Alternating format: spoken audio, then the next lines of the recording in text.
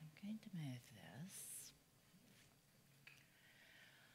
Okay, so this morning's lesson is made in the image and likeness. And we have been talking a while for that idea. Well, we've probably been talking for the whole time I've been in church and probably all the time that church has been around, or a new thought has been around, and this is a new thought spiritual community. So the idea that I'm made in the image and likeness is an interesting idea. And Michael Beckwith had a process, 4 steps for our awakening that he said we all went through before we got into a conscious relationship with God. Dr. Michael Beckwith said that it can be done when we first get here. We come in as victims. It's being done to us. And so to you, it is outside. I don't have any power or control. I'm going to try a church maybe because maybe a relationship with God is going to make a difference. Maybe something in my life isn't working. Maybe my relationship isn't working or my body isn't working. So I'm going to go, there's external things in my world and they just keep happening to me and I can't make a difference. And so we come to church, and some people come to church just long enough to feel a little bit better about whatever that ache is, and then they wander away. They don't stay in church long enough to really get the gift, which is to have a personal relationship and know that made in the image and likeness means much more than I ever thought it to be. So the next step that Dr. Michael talked about is by me. So we get to church and we get an idea that I can affect change in the world, and we start practicing our affirmations, and we start practicing the perfect parking place, perfect parking place, perfect parking place. And, you know, depending upon who we are, it's perfect partner, perfect partner, perfect partner. And then maybe it's perfect body, and maybe it's perfect income. And we're trying to make something happen in the world. And we know we're in a responsive, creative universe, but we're trying to figure out what the passcode is to get the goods out of that. The third level he talks about in our evolution is we begin to understand that something is happening through me.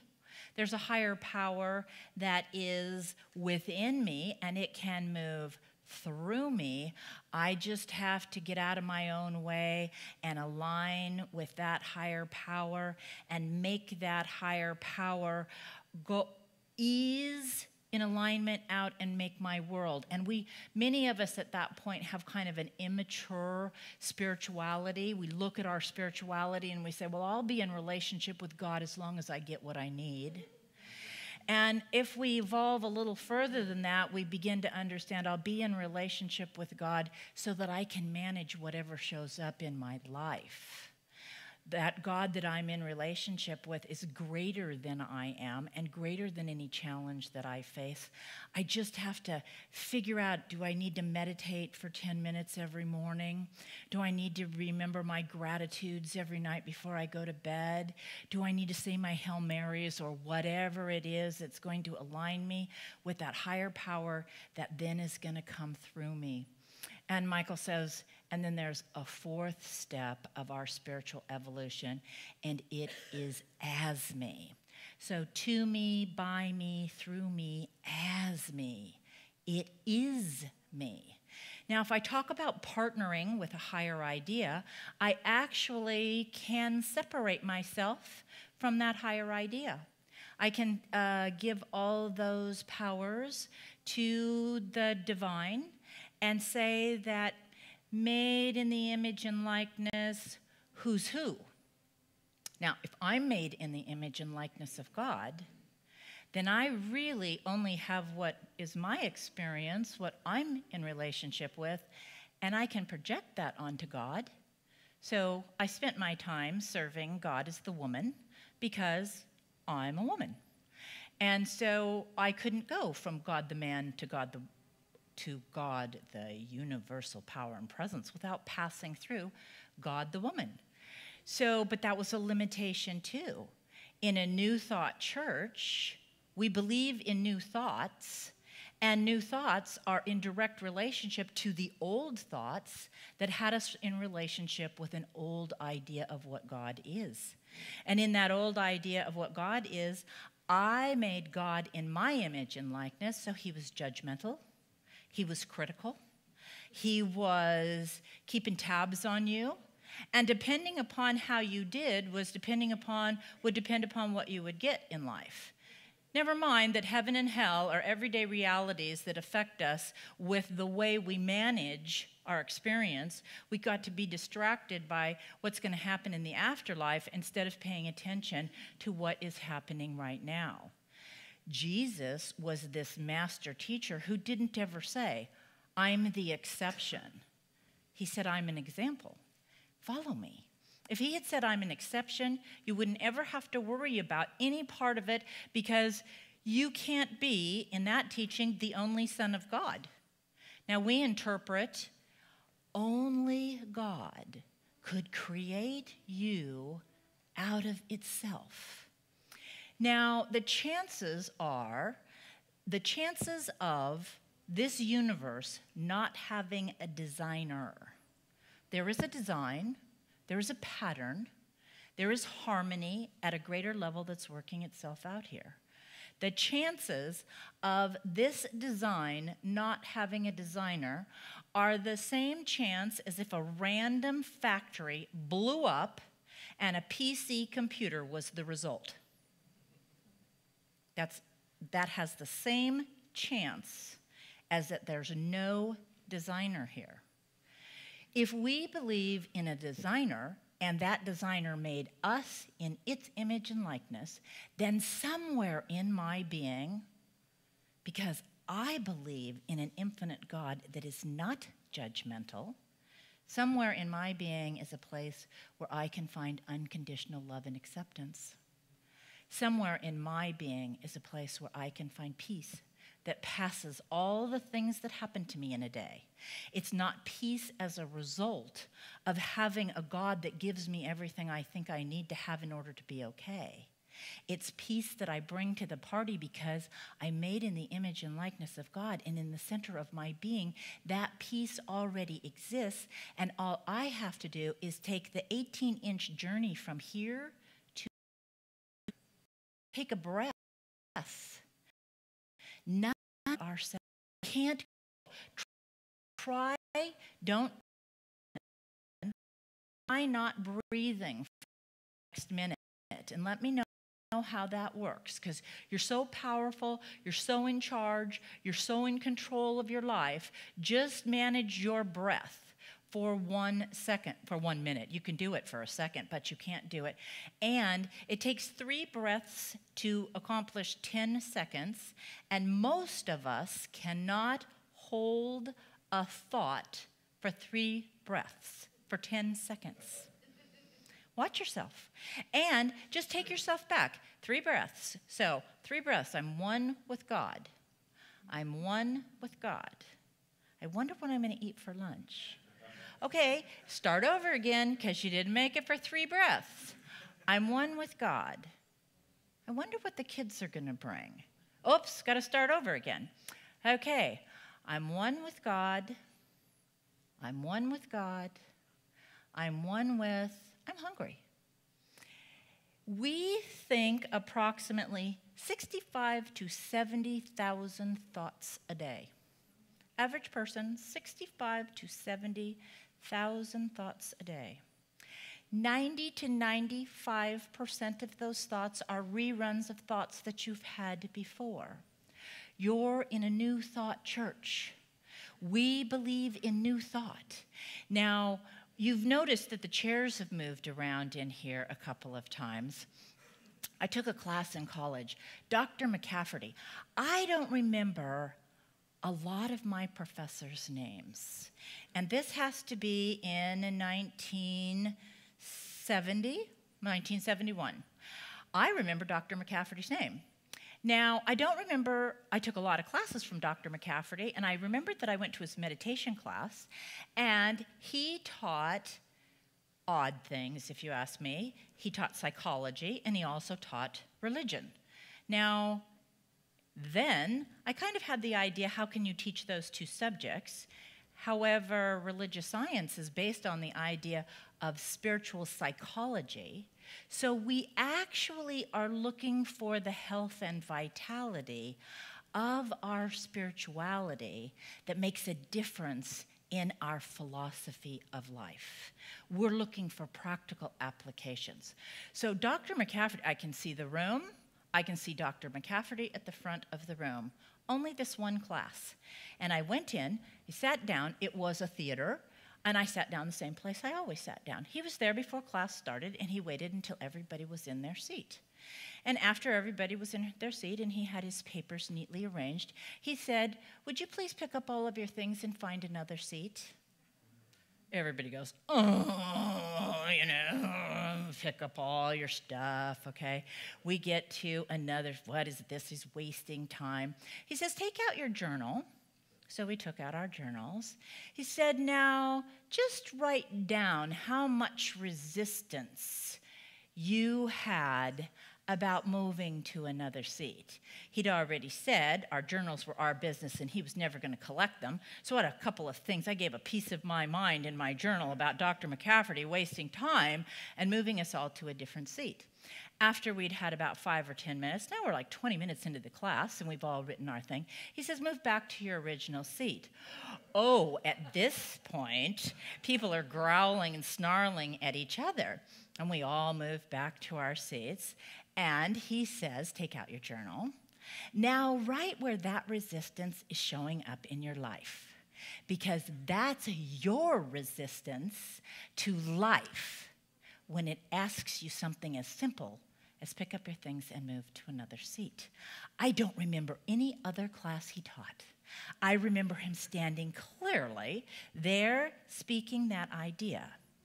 Now, Socrates says, "The unexamined life is not worth living."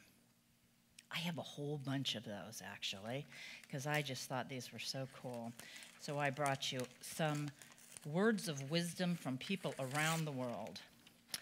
This is "Know thyself," which is inscribed on the front court of the Temple of Apollo at Delphi. Thales said, "The most difficult thing is to know yourself. The easiest thing is to give advice." Plato said, "The essence of knowledge is self-knowledge." Hindu Upanishads said, inquiry into the truth of the self with a capital S is knowledge.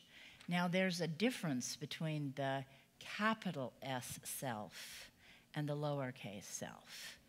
If you're made in the image and likeness of God, in the center of your being resides the knower, the higher wisdom self, the soul of you.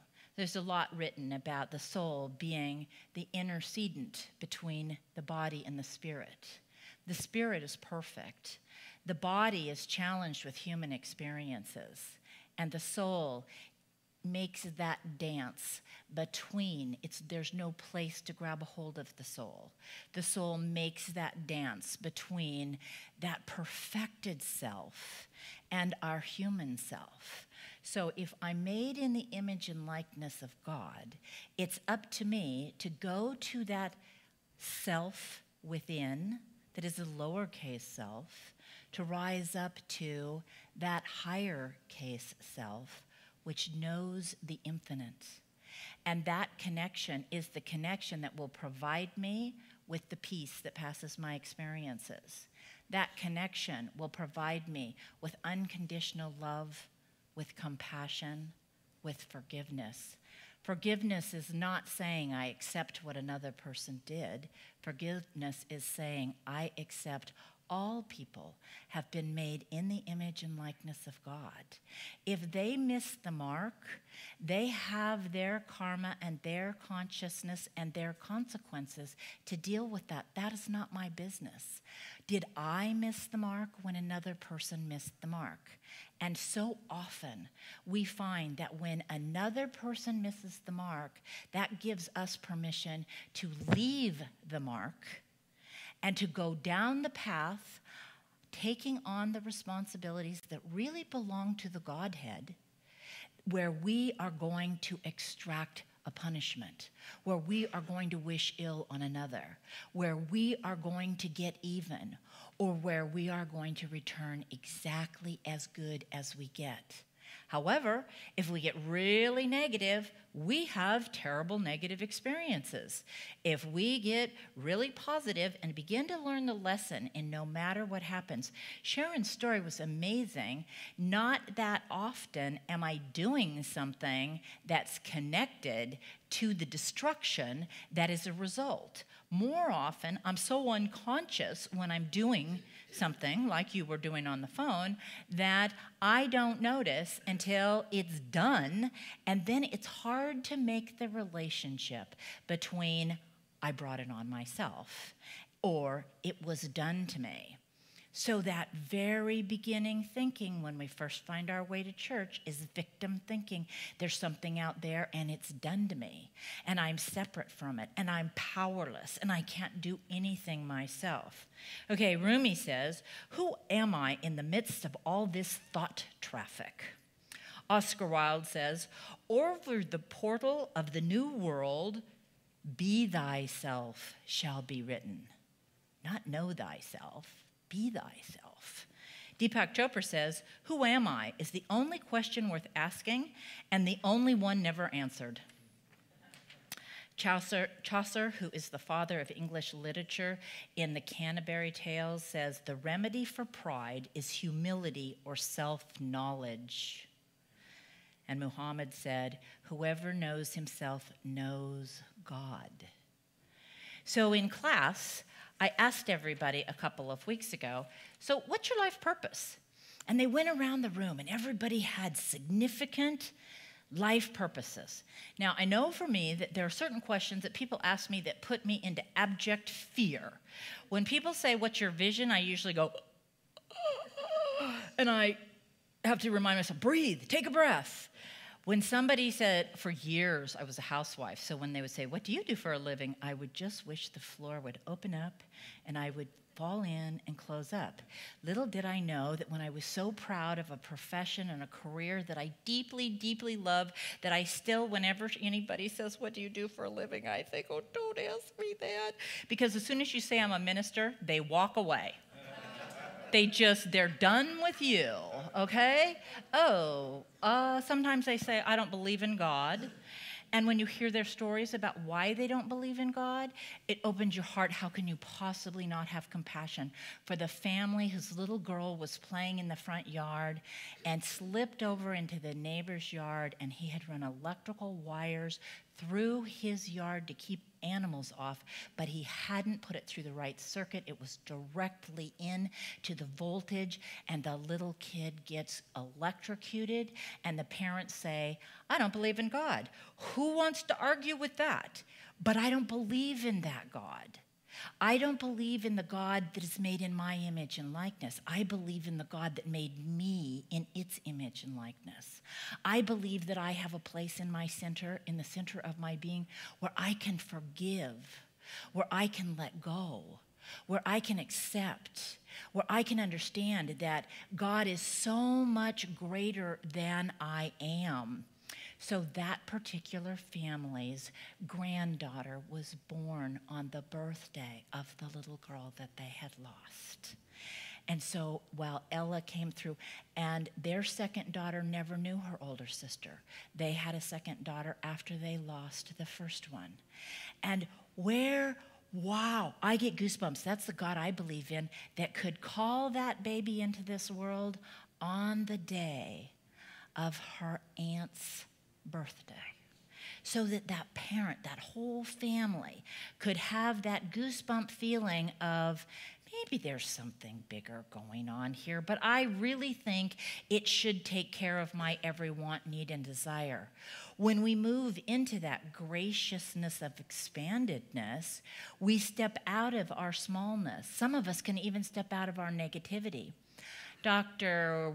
H.D. Hornaday was one of the founders of New Thought. He worked with Ernest Holmes as a young man, and when Ernest Holmes passed, he took Ernest Church in downtown Los Angeles. And he was a very, very exciting, wonderful presenter and speaker. And I was fortunate enough 25 years ago to be in the School of Ministry and have him as one of my teachers.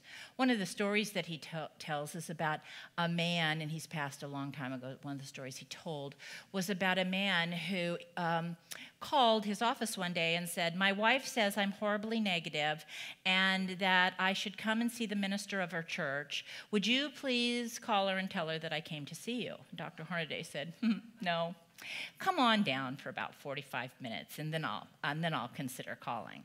So the man made an appointment. He was a prominent doctor. He had a big practice in Los Angeles. So he came down, and he walked in the door, and he said, "Dr. Hornaday, I'm here. Call my wife and tell her I made the appointment." Dr. Hornaday said, No, just give me some of your time."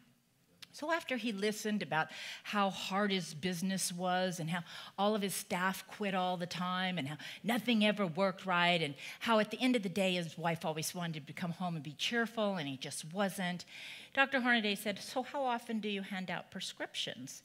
And the doctor said, "Well, every day. I'm a doctor." And Dr. Hornaday said, "Well, I'd like to give you a prescription, and if you'll take my prescription for 7 days, I think that you will have results."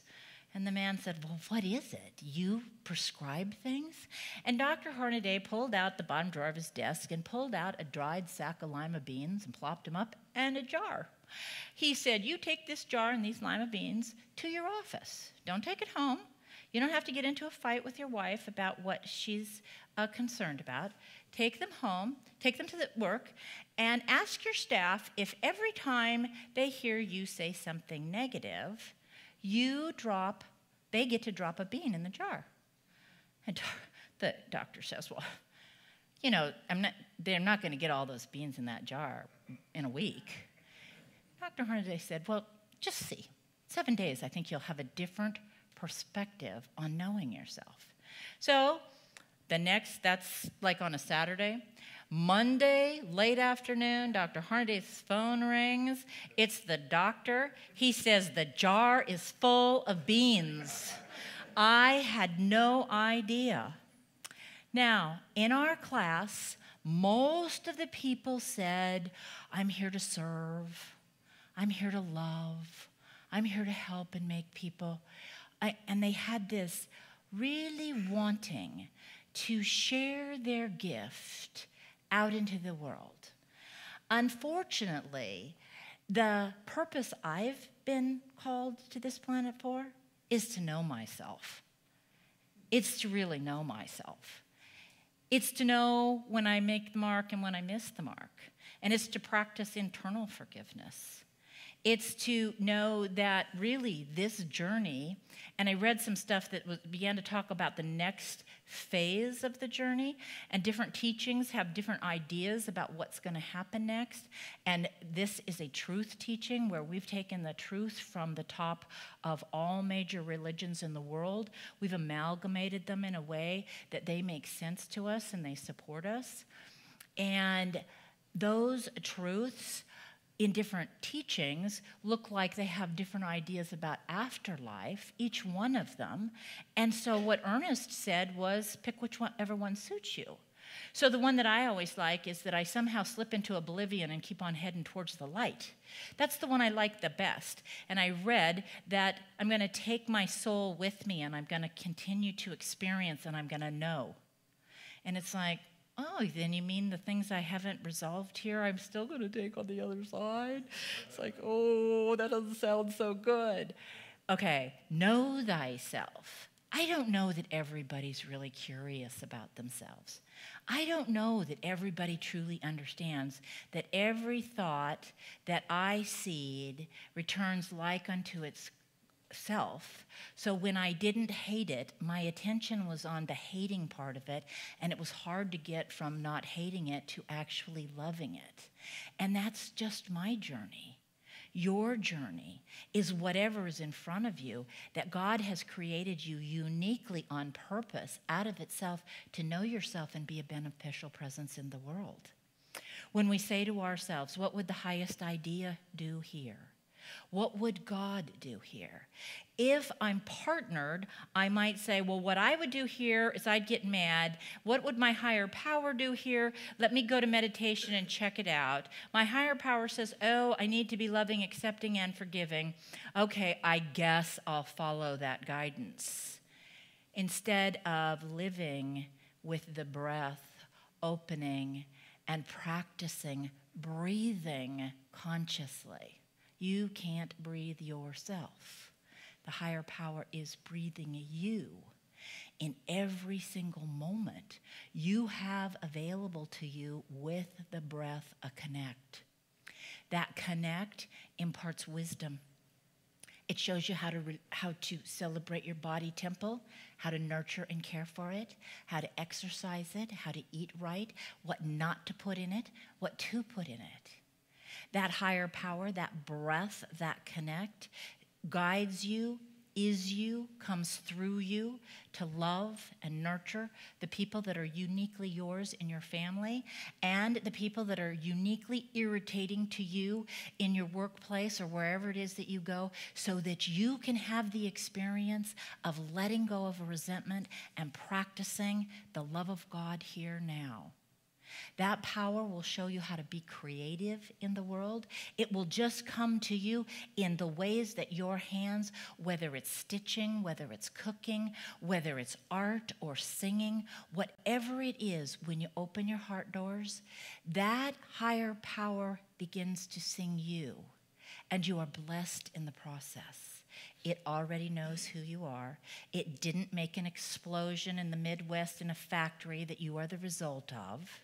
Nor is any computer the result of an explosion in a factory someplace. There is a divine pattern here.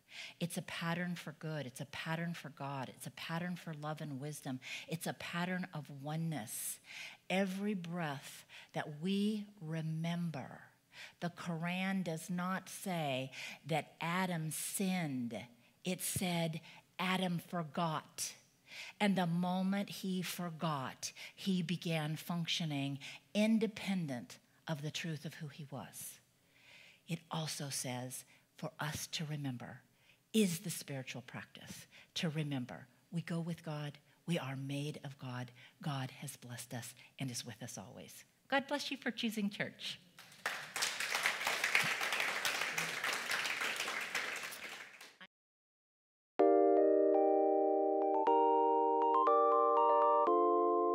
I invite you to take this moment and turn within, dropping down into center, opening the heart and the mind together, allowing that vibratory energy within to vibrate with pure spirit, to tingle your fingers, to emanate down to your toes, to rise up through your body, up through the top of your head, and out into the universe where everything is known, where everything is harmonizing with itself for a purpose, fulfilling itself, whether it's a star or a planet or a sun or a moon. God, God's ideas, all around us. And every moment we can look out in nature, up into the sky, into the flowers, and see the presence that resides in the center of us that doesn't require looking out, but does require looking in.